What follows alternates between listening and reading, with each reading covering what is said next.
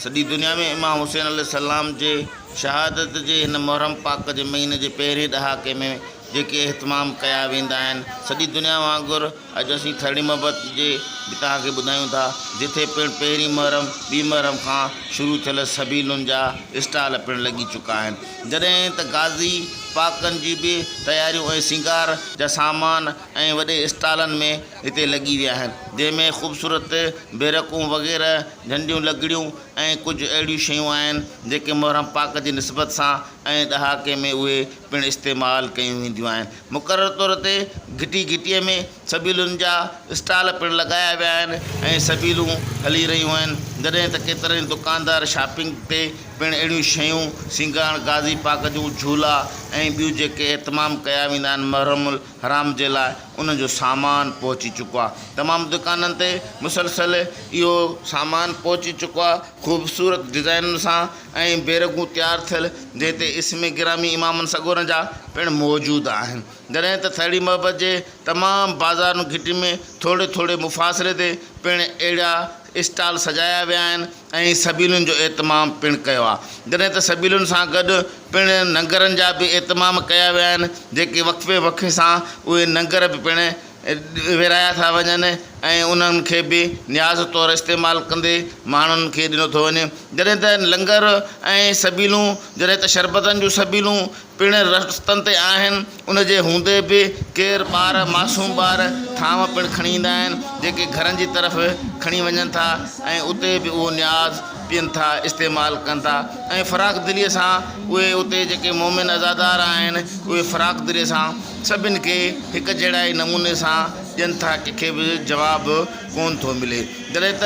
अॼु ॿ मुहर्रम ते बि इहो सिलसिलो जारी आहे, जेको तेज़ीअ सां हली रहियो आहे, जिथे तमामु वॾे आवाज़नि सां पिणु नुहाखाने जो उहे कैसेट्स हलायूं पियूं वञनि ऐं जज़्बात जेके आहिनि इमाम हुसैन अलैहिस्सलाम सां मुहबत ऐं हक़ीक़त जा ज़ाहिर पिया थियनि। केतिरा ई माण्हू पहुची करे उन्हनि सबीलुनि न्याज़नि जो हिसो पिणु बणजनि था। जॾहिं त वॾनि इको साउंडनि ते अहिड़ा नुहाखानियूं जेके आहिनि नुंहं वग़ैरह वॼनि पिया, जंहिंसां इमाम हुसैन अलैहिस्सलाम जी यादि खे ताज़ो कयो थो वञे। किथे किथे ज़ाकिरनि जा तयारु थियल कैसेटूं पिणु हलनि थियूं, जंहिंमें उहे बयानु पिणु करे रहिया आहिनि ऐं उहा जेकी इमाम हुसैन अलैहिस्सलाम जी करबला जी शहादत खे बि वाज़िह तौरु ॿुधाइनि था ऐं उहे बयान पिणु जारी आहिनि। मुसलसल हीउ सिलसिलो जारी आहे त अॼु थड़ी मोहब्बत जे बि तमामु वेझो वेझो ते हीअ सबीलुनि जा स्टॉल पिणु लॻा पिया आहिनि, जिथे आम माण्हू वठी रहिया आहिनि। ईंदड़ वेंदड़ मासूम ॿार खे अविलियत ॾिनी थी वञे ऐं उन्हनि खे उहे सबीलूं ॾिनियूं थियनि। जॾहिं त किथे किथे पिणु लंगर तयारु करे उहो पिणु बि विरहायो वञे थो। सबीलों में मीरा तोड़ कर साहिल कहता है नोहा, उसको शर्मिंदगी आज हुई है, उसको शर्मिंदगी आज हुई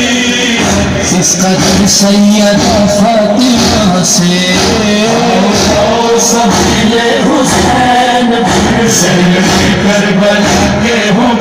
से, आओ सबीले हुसैन करबला के हों से। की सदा याद रखना,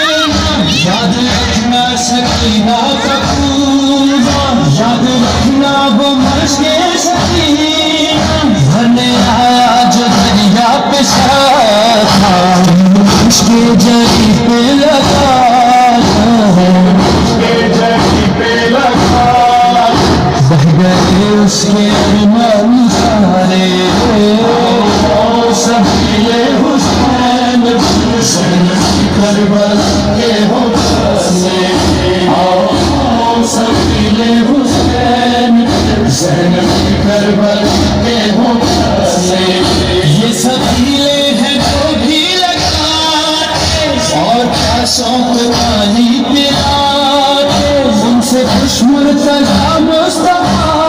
है, फातिमा की दुआ है बुखारे, जान पानी का पीने यहाँ, जान पानी का पीने यहाँ, अंबियार मलाइक हैं आते, सबीले हुसैन